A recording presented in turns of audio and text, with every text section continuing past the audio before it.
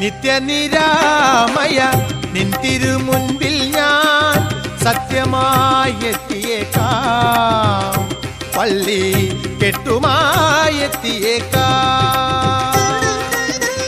നിത്യനിരാമയ നിൻ തിരുമുൻപിൽ ഞാൻ സത്യമായെത്തിയേക്കാം, പള്ളി കെട്ടുമായെത്തിയേക്കാം.